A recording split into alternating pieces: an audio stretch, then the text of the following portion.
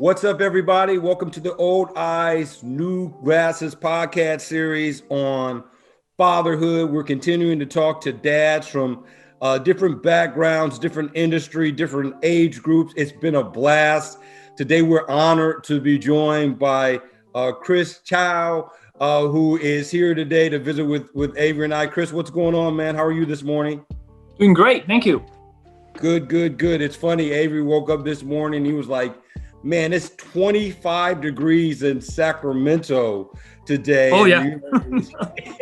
All of us being Sacramento residents, we're kind of tripping off of that, whereas the rest of the people that live on the East Coast and the Midwest or in the mountain area are kind of like, it's 25 degrees. Why are you guys losing your minds? But it's like, but it's cold.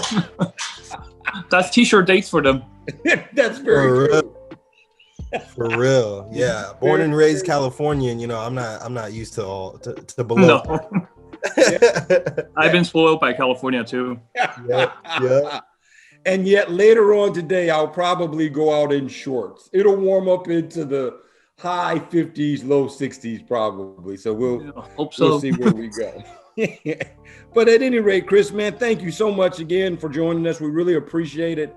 And just wanted to open it up for everyone to hear a little bit about you and your background and, your children, the number of children that you have, their ages, personalities, that kind of thing. And then I'm going to toss it over to Avery and he'll probably start peppering you with a question or two. So I'll turn it over to you, Chris. Yeah, I'm a Chinese American and came from Taiwan. 11 years old, and went to Reno, so grew up in Reno, Nevada, kind of getting used to that cold weather. And finally left it when I was, 22. Okay. And been in California since, in Sacramento region since. And, I'm in car sales. Ever since I came to Sacramento, I went to car sales. Okay. So it's been almost 25 years now. And, got married about 15 years ago, met the love of my life. And then got married 15 years ago. And now we have two wonderful kids. Nice. A little girl she was not little anymore. She just turned 11 and full of personality. And my son's 8.5, and he's also a handful. Yeah. I love it. That's a fun age, like real energetic. If you say so, sure. Right. No, Chris, see, it's a fun age for him because he hasn't parented an 11 and an 8-year-old. So I'm sure. To play with you would be fun. Hey, I'm sure it keeps you young. It keeps you spry, it keeps you somewhat. Wow, if that's the case, let me go have another two. Oh man!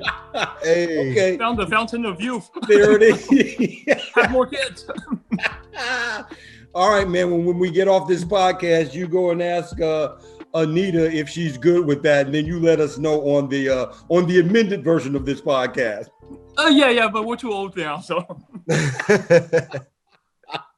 Well, very good. Well, thank you for giving us a little bit of background, Avery. I'll send it over to you, man, and you can get us started. Sure thing, Chris. So, first question I have for you is the question is, who are you as a father? And let me preface this question by saying at the beginning of all of our events and all of our presentations, one of the questions that my dad and I we ask audiences or people in the company or the organization that we're speaking to, we ask them, who are you? And we go through this exercise in which we continue to ask somebody, who are you? And we do that for a minute. And it's really interesting because the point of the exercise is to get people to really reflect on who they are as a person, to really take a look in and get introspective. And so that's my question for you is, if you were to describe yourself of who you are as a father, that's what I'm really interested to hear. Wow. Never been asked who am I as a father. You mean like how I try to parent them, or how I Well, I how think you would really define yourself? I'm sorry, Avery, go ahead. well, I think that that's the beauty of the question is how you perceive who you are. That's the point. It's about really taking a dive into how you perceive that question, and then how you process, and then respond to it. So I would leave it open. I would say who you are, and how you raise your kids, who you are, and how you love your kids, who you are, how you interact with your kids. It's a general thought-provoking question. I would in this in that sense, my wife and I, we share our duties. So we want our kids to be engaged with many things, be active with many things, and my wife and I, we have different areas that we do. So for example, like I want my kids to be good with math. So I started them off with certain ways of counting things and looking at numbers and whatnot. And then we follow up with other math tutoring and, but that's like my area where I stay on top of. And I would interact with the teacher in that field, if you will. And so I'm in charge of Chinese, math, and some tech stuff. Okay. Where my wife Anita is in charge of teaching them, reading, comprehension, and she did a wonderful job, teaching them typing lately. So so she's in that. That's their side. So in terms of shared duty, I guess I'm the math teacher and and somewhat their tech organizer or a tech teacher and the Chinese, teacher. And then other than that, I sometimes grade their stuff. I help them with those homework. And what else do I do? That's about it. I want them to learn different things. Once a while, Christian and I will go outside and play catch, because he's into baseball. Yeah. And I'm not much of a sport, I'm not athletic at all. So, but little catch I can do. Right. And do that once a while. And other than that, just, kind of stay on top of them, monitor them, make sure they do their homeworks and make sure they do their assignments, because my wife has assignments for them every day to do math and piano and whatnot. But my wife is also working and going, trying to get her MBA, so extremely busy. So a lot of times I have to be the one to try to enforce that, and that's the hard part too lately. Seems like the more they're on distance learning, the more they're kind of tuning us out now. Yeah. It's like, oh no, you don't. That's the time we gotta put our foot down. Yeah. So kids just want to play video games all day and chat with friends all day, since they have a computer now in front of them all day long. Yeah. I'm sure they're chatting with friends while they're in school. So trying to keep that, become the enforcer now too. Try to make sure there's a balance. Not that I don't want them to interact with their friends, but just not during school time. Yeah. For the respect of the teacher and themselves, Yeah.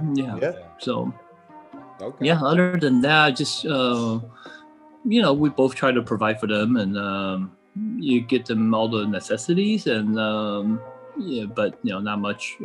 Well, this year at least it's good that we didn't do much clothes shopping, because first they wore uniform in their school, right? And with COVID, you just have to put a top, the school top on. We're set. We don't have to buy anything else. So that's a good thing this year.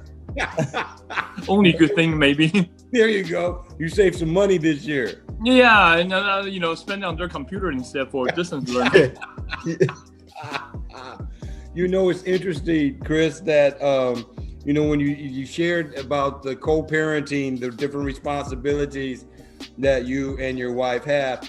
If we were to ask your kids, who's the bigger pushover, mom or dad, who would they say? Probably dad.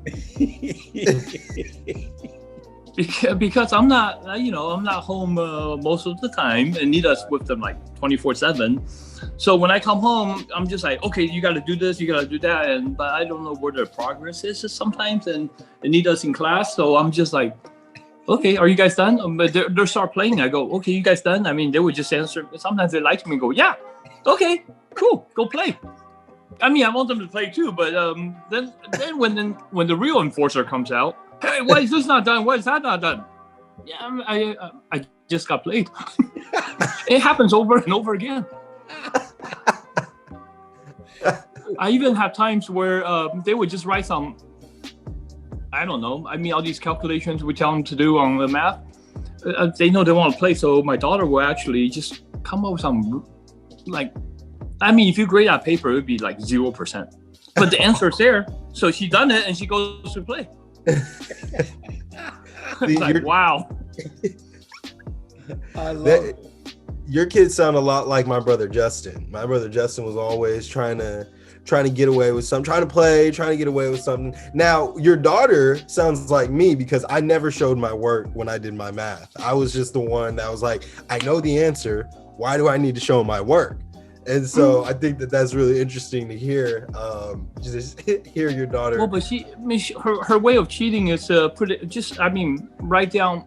She just write 1, 2, 3, 4, 5, 6, 7, 8, 9. That's not like that, random numbers. Right. So when I look at her and say, "Why is this all wrong?" She go, "Oh, I did it." So she's playing. So yeah, it's just and I like how you say they sound like Justin. Now you're the nice one. Oh yeah.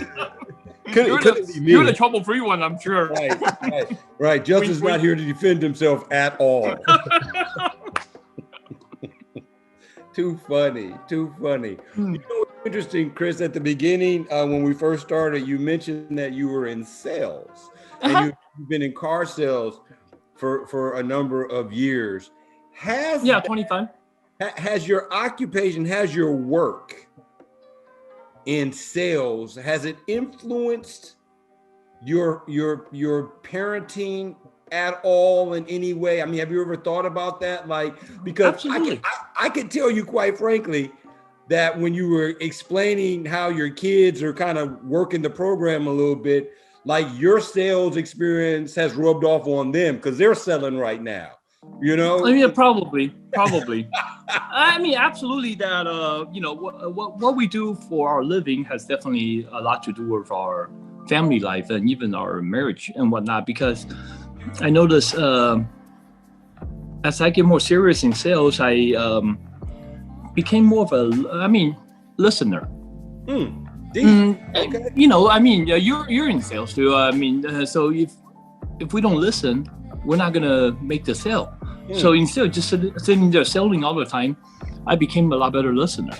Okay. And I think it's through that I'm able to communicate with my wife more. Yeah. By really try to find out what she wants and stuff like that. So I mean, it became a part of me, I guess. And then when I teach my kids, it's the same thing. I try to figure out their motivations, just like how I try to figure out customers' motivations. And, then of course I try to get to what I want more. Well, I could be more forceful with them instead of the customers, of course. Yeah.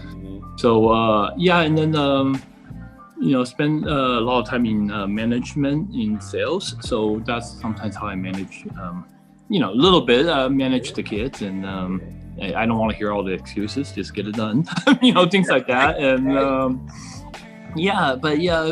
sales sometimes, you just, I think it has rubbed off a lot. And then I also constantly tell my kids, because I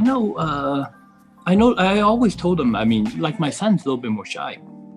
And then when he wants something, sometimes he will lower his voice. I go, no, you say it. Like, because in sales, we either sink or swim. I mean, you got to ask for what you want. And I've always taught them to be confident and to, because maybe, I mean, that's something from sales too, I think, to be confident and to ask for what they want in life and go chase it. I mean, they're very, very young right now, but I want them to start that. And instead of, have conviction of if they think what they're asking is right, have conviction in it and go for it. Yeah. But now if they start asking me want to play video games and stuff like that before homework is done, I mean, obviously the voice would be very, very low and rightly so. Because I would ask them, hey, do you think that's reasonable? Things like that. So we do a lot of negotiations, I guess, between the Yeah. I love that. But I want them to chase what they want. I want them to be confident, because I see a lot of sometimes the people I met, if they I think a lot of people lack confidence from the more I know them and whatnot. And I want my kids to be just more confident. There's no reason for them not to be, as long as they're on the right track and doing the right thing, and not trying to be. As long as they're being a good citizens and having the right frame of mind and right goal, they shouldn't. They should be confident, be themselves, and other people will be, obviously accepting of that too. Yeah. I think, that's the law of attraction right there. I mean, the law of attraction says, like, you're confident, you give off positive energy, you're going to attract confidence and positive energy. And so I think that's beautiful. I love to hear the things that you're teaching your kids, because it's very similar to the things that my dad was teaching me as I was growing up, about speaking up for yourself, about being confident, having confidence in your voice, having confidence in your opinion, like your opinion and your thoughts and the way that you move throughout life. Like, you've got to have confidence in that, or else you're just going to blow away in the wind. So I think that's beautiful. One thing that I'm noticing from this conversation is you seem to have completely taken on the role of like life coach with your kids. I mean, and really taken on the role of being like their number one teacher. As my dad always talks about, when we speak to parents, he's always, imparting this knowledge on parents, like parents are their children's first life coach.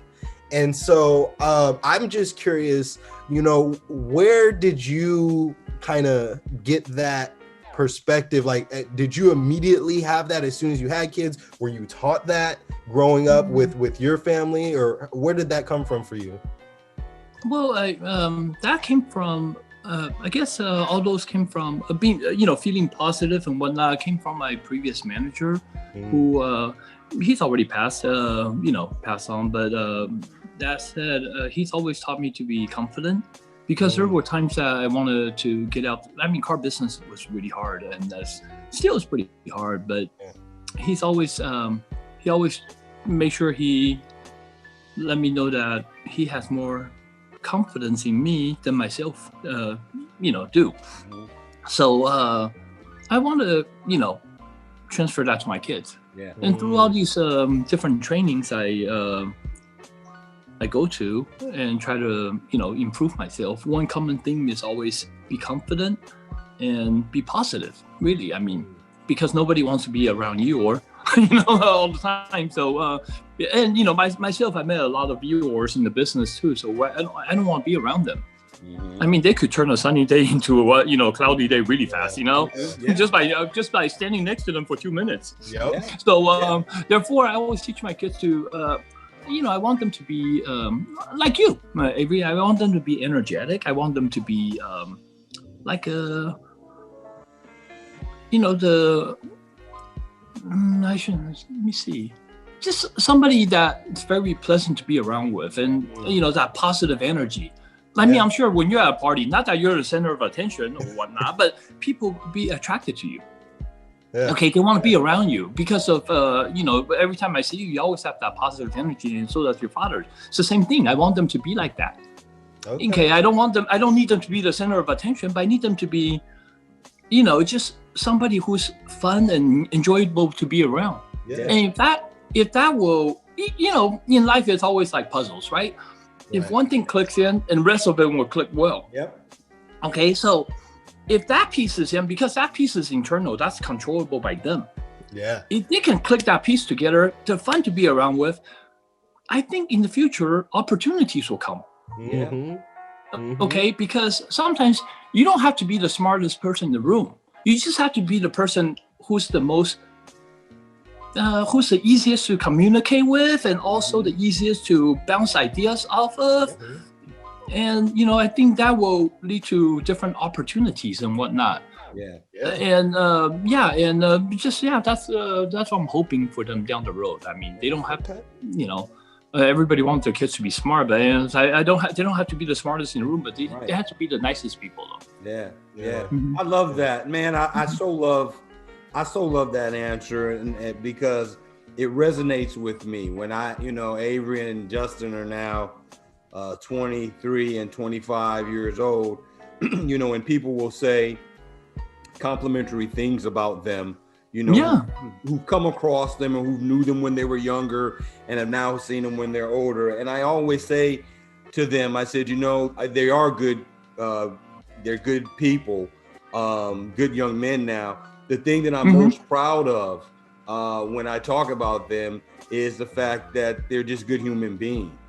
I think they're going to be successful in whatever they choose to do in the different chapters of their life that they open and close as they go along. But the thing that I think just resonates so much to me is like, man, me and my wife raised two good human beings. Yes. I think that's most important. Yeah, that's most important to me as a parent. But it also lets me know that, they're in good shape moving forward, as they continue to grow and develop and experience different things. Foundationally, they're in a good place in terms of just as a human. And I just think that's important. So I love foundation's everything. Yeah. I loved your answer. It's interesting. You just talked about how you kind of brought a former manager, mentor, into your home. I know that my work experiences, I also would bring those things home in terms of like leading teams of people, the things that I knew that were working. Like, why don't I just kind of use that, incorporate that into my house, and vice versa? Why don't I incorporate the things that we have going in our house that are positive? Let me take that to work, so that will help me in my work life too.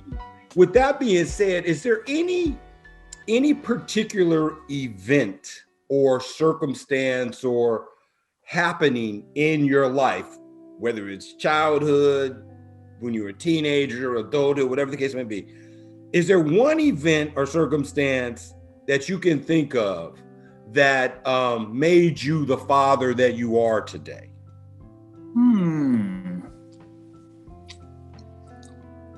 I wouldn't say one. I mean, multiple things for me the way I am. Yeah, multiple. I mean, I was many different failures.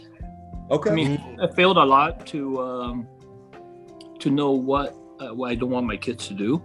I mean, that's, I guess, but I'm sure they will still want to experience it on their own one of these days. But still, I failed a lot in many ways, and to try to then I try to bring those experiences, and so a lot of failures, a lot of different parts where not just all failure, a lot of different success, and I think one I can't attribute to one thing, but if one thing I would say, I love my wife and I love my family, and I guess I love my job too, and I love my life.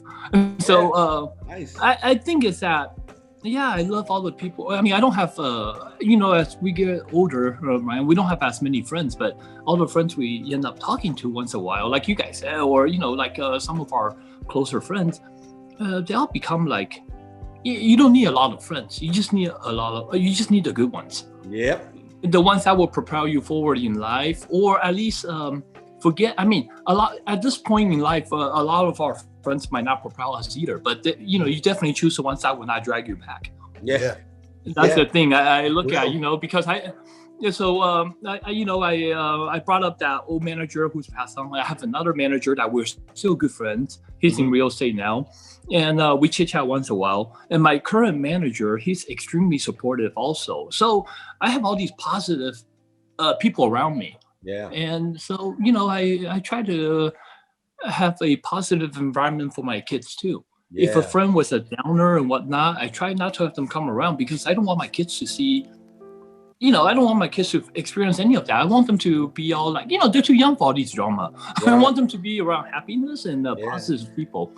So I think that's shaping their environment, I think is important. And for me, I think since I love my wife, I love my family, and overall, I love my life. So therefore, I think that's the one thing I want to teach my kids to just, love life, love their siblings, love their relatives, love friends. And I need to put the sign out in front of the door when we're stepping out every day. Say, I guess start each day with grateful heart.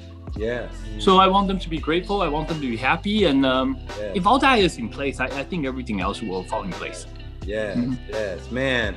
That's deep, brother. Man, I love that, because just the positivity and the gratefulness. Sometimes we got to remind them how much they have to be grateful for. We know, sometimes as parents, we're doing what we need to do to raise good kids, but then sometimes we have to think about, and we giving them the right perspective in terms of like, this is not happening for everybody. Not everybody's coming up in a home that's connected the way that we are. Not everybody's coming up in a home with a happy, marriage. And so that gratefulness, we do have to kind of remind them sometimes. I'm interested a little bit, Chris, to find out from you. You mentioned early on that you wanted them to learn Chinese math, and culturally, I believe that's what you said. But culturally, is it important in your culture that your kids are connected with their history, even though they're born in the United States of America and they're Americans, right? You mentioned you came to the United States when you were 11. Your wife's family's history goes back, before coming to the United States. What role does that play? What role does the culture in your home, play? How does that play into your parenting to make sure they understand their roots as well as growing up, in the United States? Does that make sense? Does that make sense? Yeah, it makes sense. It makes sense because, I definitely, I grew up in Taiwan, and if you know about Chinese, we have like Chinese from Hong Kong, Chinese from China, Chinese from Taiwan. Everybody's got their hot buttons. Yes. In Taiwan, it's education. Okay. So, and manners. So culturally, when we're growing up, a lot of these histories and whatnot, which I don't think is that important for my kids. If they want to take interest in it on learning later, please learn American history first. Basically, get all your homework done before you go do your electives. So I would think the Chinese culture and the Chinese history and all that would be more of an elective. Okay, but one thing that it's ingrained in me ever since I was younger, though, is the manner, like how we deal with our elderly. Because we could not, when dinner time, we all sat around the table before having a family dinner, and nobody would dare to raise their chopsticks before my grandma does. Okay, because if my grandma doesn't eat, rest of us will just sit there and wait. And that's how culture should be, until my grandma excuses us, hey, why don't you guys eat first? Then we will start. Right? So if grandma's there, or if my parents were there, parents had to raise their chopsticks first before the rest of us. So culture, those little things I try to teach them, like little etiquette here and there. And like you got the last, you like certain treats, and try to learn to share. Don't eat the last piece. Share with your sibling. I remember, my mom loves me very much, and my father passed away when I was, my natural father passed away when I was 10.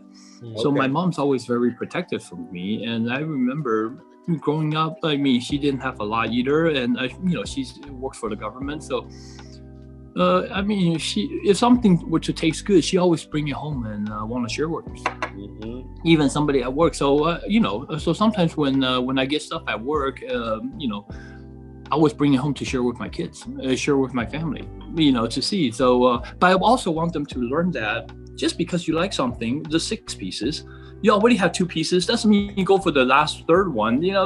Maybe share with your brother, see if anybody else wants it before you, just inhale it, things like that, because kids sometimes don't know. So I try to teach them little things like that. And then, but yeah, on the Taiwanese culture, growing up in Taiwan, the culture is always like, school, school, school. I mean, yeah, you could be living in the shed, but as long as you have a college degree, you're fine. Yeah. That's the mentality. But That's it's like, mentality. But I want my kids, sometimes you see a lot of pressure developing those societies like that too. So I kind of want my kids to be more free thinking. I mean, I want them to go to school and all that, and I want them to do well. But if later on they choose something away from being the scholar route or whatever, it's totally fine as long as they're happy. Yeah. And being a good human being. So I think the culture part is, since we live in since we're in the United States now, a lot of those cultures, I mean, they're not going to be applicable here either. So I only teach them what's applicable. Yeah. Because over here we don't go on buses. If we have mass transit, like in Taiwan, we will get up for the, we see somebody who's older than us, we will give up our seat for the elderly. We will, even though we don't know them and stuff like that. I mean, the whole society is like that. Yeah. But, if the whole society is like that, that makes it easier to execute your, your whatever you learn. Yeah. But over here, I mean, you could be giving up the seat and people just say, "What's wrong with you?" Yeah. So you got to do it within the. I don't want them to appear stupid either. So I mean, basically, just certain culture that we could control within our home, great, and then certain things how they can treat their friends and whatnot, good. But rest of the, I mean, in the different land, we have different cultures, and American culture is what we have to learn. Yeah. Yeah, that's true. They got to be adaptable. Oh, yeah, very adaptive. That's what you're talking about. Avery, go ahead, son. Yeah, no, I mean, I think that's awesome because I reflect on my childhood and some of the standards that were set and some of the expectations that were set in our home. You described some of them, like waiting for everyone to sit down to eat, and always my dad, with my grandmother, always having me hold my grandmother's arm when she's walking. Things like that, where I reflect on those manners and like that level of courtesy, and it's stuff that I respect a lot, and I definitely want to continue to pass that on whenever it is that I have kids. And so I love hearing that. I love hearing that you want to pass that on to your kids, because I do think it's important. It's important to have respect, have manners, have courtesy. All of those things are so integral. So I guess that's not even the Chinese culture. It's more like just being courteous. I mean, being a good person, being a good. That's true. Good son, good daughter, good grandson, and good granddaughter. I mean, I guess that's in every culture. Yeah. If it's modeled for them, though, right? That's the key. Yeah, sure. Right, and then that gets back to the whole parenting, whether it's motherhood, fatherhood, whatever. What's modeled for you is what you tend to do.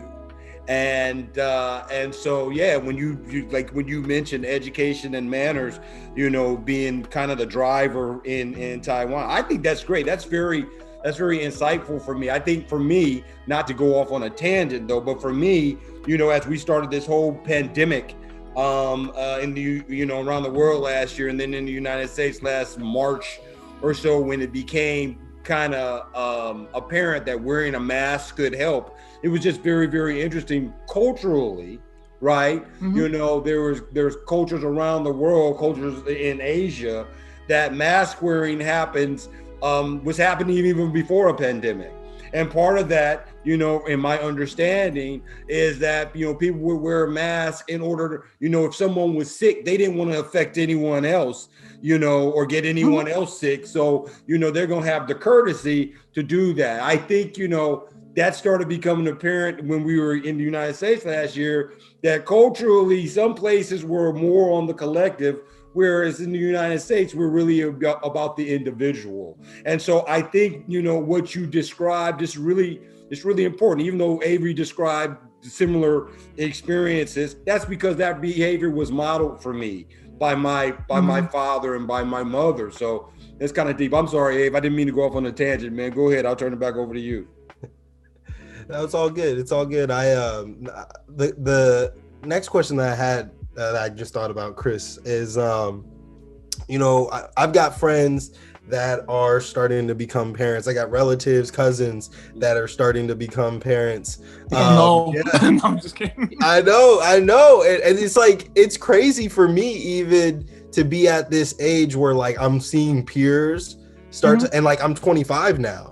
And so 25 is an age where, you know, a lot of adults have kids. Like 25 is an age where like I'm an adult. I got to take care of myself. And I'm at this age where it's not just like, oh, it's a mistake. Like, oh, you're too young. Like, no, like you got the responsibility. So I think the whole point of me bringing that up is I'm curious to hear from you. If there was one piece of advice that you could give to young parents, or just, you know, people that are just becoming parents, one thing that stands out that you would say, if you need to know one thing about being a parent, this is it.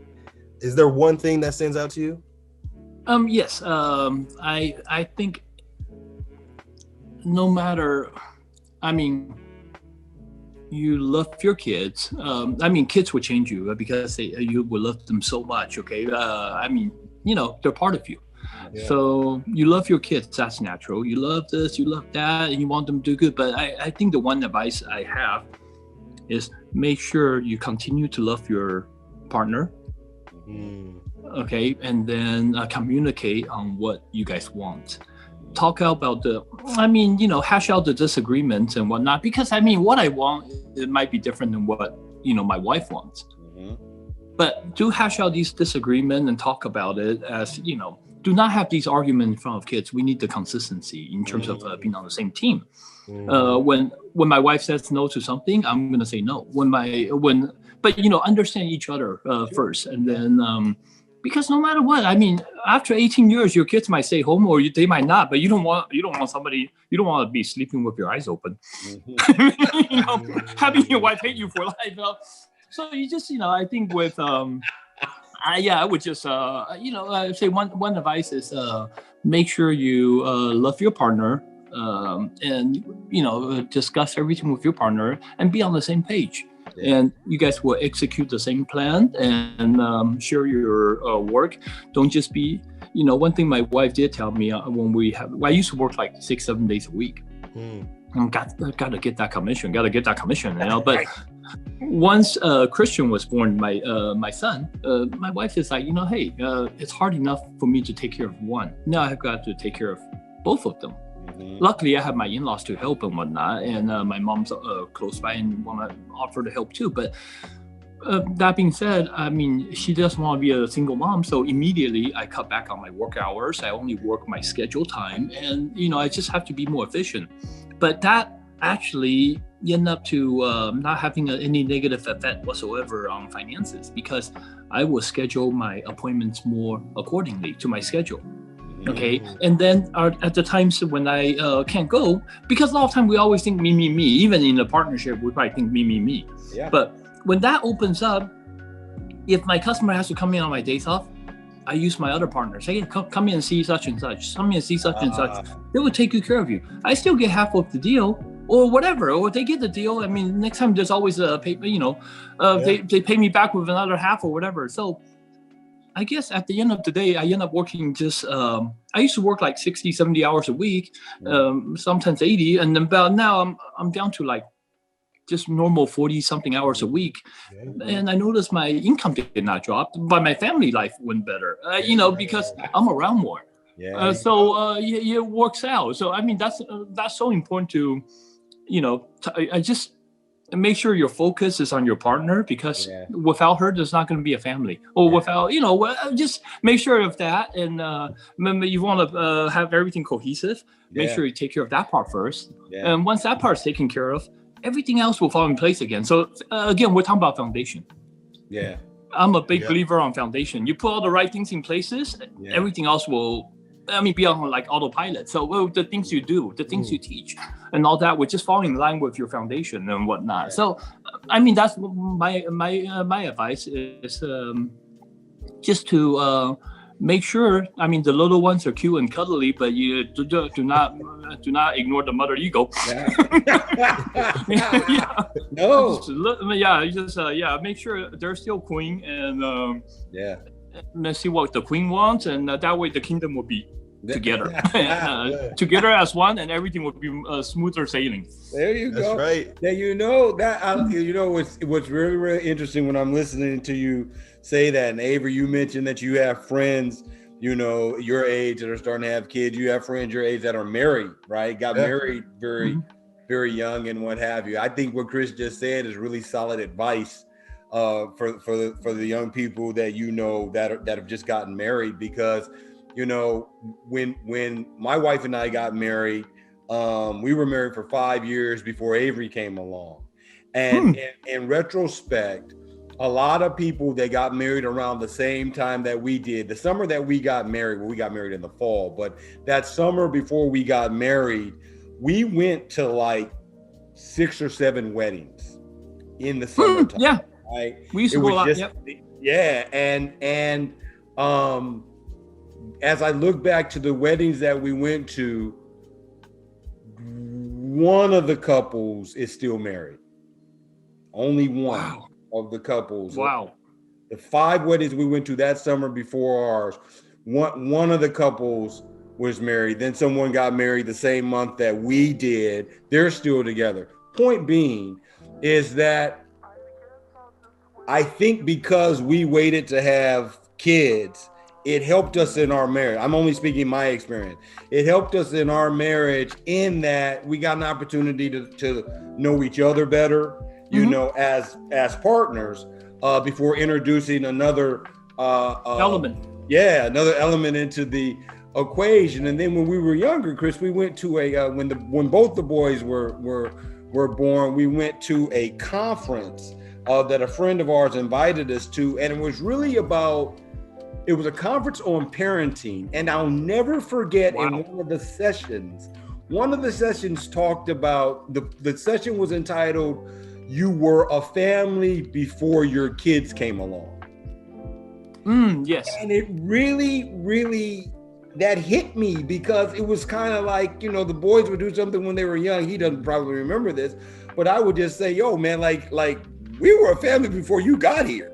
So like, if you weren't here right now, we'd still be a family. It's kind of like one of those reminders of kind of like, yes. You do have to put some focus on the partnership aspect of your relationship in order to provide an environment that's going to provide maximum benefits to your offspring. And I love that answer, because it just kind of took me back. I think Avery, people sleep on that, right? Even your friends that perhaps aren't married but have children out of wedlock. The point is that you can still be connected with your partner. Even if you're not on the same page in terms of your relationship, you keeping the focus on your kids, and as Chris, as you were saying, listening to what it is that they want, they listen to what it is that you want. I think that's a big part of the connectivity. And so that resonated with me, because that's very, very important in this raising kids thing. But at any rate, I'm gonna turn this over to Avery so he can kind of wrap us up with this. But this has been awesome, man. Thank you very much for joining us. This has been cool, man. This whole series has been cool, just listening to different perspectives. I do have one question before we leave, because I just sure. Okay, so you have a. But can I also tell you that yes. My wife and I, we did have like 3 or 4 years of getting to know each other better before we have our first kid. Okay. So that I think helped too. But and then Brian mentioned some of your friends might be single, have a kid out of wedlock. But it's okay. Just tell them to remember their focus is on their kid, but they still got to focus on their partner. Guess what? Even though it might not be the natural dad or natural mom, but keep them involved, keep them feel like they're loved. There's no competition there. And once that happens, who wouldn't want to take care of a beautiful kid? Yep. Yeah, who wouldn't want to have a good family? So, but you got to make sure they're happy. They don't feel like they're being competed, in competition or anything like that. Just, basically just love your life, love your surroundings, and everything will fall in place, I think. Love that. Absolutely. Spread love. It's always about spreading love. Yeah, I think so. I think so. At the end of the day, we don't talk about it much, but it really is. That's what it boils down to. That is what it boils down to. Hey, last thing, Chris, do you parent your daughter different than your son and vice versa? You know, I'm a little harsher on my daughter because my daughter seems to be more thick-skinned. So yeah, she's more like a salesman or whatever, salesperson. So she's thicker skinned, and I do. My son is a little bit more sensitive, and by like the other day we're moving something, he's not moving it right, and then I finally go, and I told him, you're weak, and then he basically, I mean, he's not moving it right and whatnot. And he start, of course, I hurt his feelings and stuff like that, and I had to explain to him. He go, I was trying. I go, no. You can only say you were trying. You see how mom and I and your sister were holding the tent from the bottom, right? From the bottom where there's a base, we could holding our hands and then leverage our strength. You were holding it different than all of us. Obviously, you can say you're trying all day long, but you weren't trying. You were just trying to be cute. You were not trying to help. Yeah. So you can say you're trying by trying to lift the ceiling of the tent, but you're not that tall. You can't really touch it. So your strength, you're being weak in your try. So therefore, I go, if you try harder, if you try properly, and if you can't carry it, I totally understand. But you weren't even trying. So therefore, that's why I call you weak. He started crying, but later on he understood after I explained to him. With my daughter, I usually don't have to have those conversations. I just say, hold it right. See what mom. Well, that's exactly right before we came in. I go, see how mom and I are doing it. Boom, she picked it up right away. Because so he's more careless and he's more sensitive. So sometimes as much as I want to choke him, I just go, okay, hold back, okay, be nice, and a little bit more patient per se, But I also want my daughter to know that I am not trying to favor him more than I favor her, because that will appear sometimes like, she will go, you guys only love him and not love me. I'm sure you heard that before, huh, Brian? I know the routine. I mean, so I want to make sure. Your brother's different. I just have to. I have to teach them. You treat everybody differently based on how they want to be treated, not how you want to be treated. Exactly. That's one thing I try to teach them too. Treat people differently based on how they want to be treated and how they need to be treated versus how you feel like you want to be treated. So. Her brother being a little bit more sensitive, I have to, skirt around the edges a little bit more. But that's the only difference. I want them to, I have them practice the same things. I want them to, anytime. Well, at first we have our daughter and everything, and my son was too young. The minute we can get our son into like soccer, a team sport, we want them to do team sport as well as individual stuff. But the minute I could get him into soccer, that was good. And then the minute I could get him into Kung Fu along with her in the same class, that's where everything, I noticed a bonding with them in the same class as well as less running around for my wife and I. We can just go to one spot for two of them, but we want them to learn the same things together, as much as we can, and try to treat them the same. But just the little difference is he needs a little bit more handle with care. I get that. That's funny. We had the same thing in our house. You can't deal with them the same way. They're different people. No. Right? They're too bad they don't come with owner's manual. Damn. Right. Exactly. So I'll start making millions if I could write a owner's manual for each kid. That's exactly what my dad says. He says that all the time. He's like, they don't give you a manual at the hospital. They don't. But that's $1 million idea. Yeah, that's true. Let that BS meter go up and say, call this number below the screen. Ooh, call in the next 3 minutes. I'll even ship you 2 for free. One for you and one for your future ex-wife or whatever. Oh man, well Avery, you can take us out, man. And again, Chris, man, greatly appreciate you joining us. It's been an honor. This has been fun, man. I've enjoyed it. It's fun. Yeah, thank you guys. I've enjoyed I always admire you guys. I love how your family is like a very cohesive unit, and I love how your kids interact, and I love their mannerism. And Anita always tells me, man, Brian's kids, oh boy, they're good. I mean, you know, but she always, she's not bragging. I mean, because you guys are, so she's not bragging at all. I mean, she just, yeah. You make even friends proud of your kids, or proud of these young men, I should say. That's fun. That's good to know. Yeah, they're good. They're good dudes, man. They're I awesome. like them. Yeah, yes, I like I'm sure you do. Yeah. So does everybody else. Yeah, they're pretty likable guys, man. Yes, they are.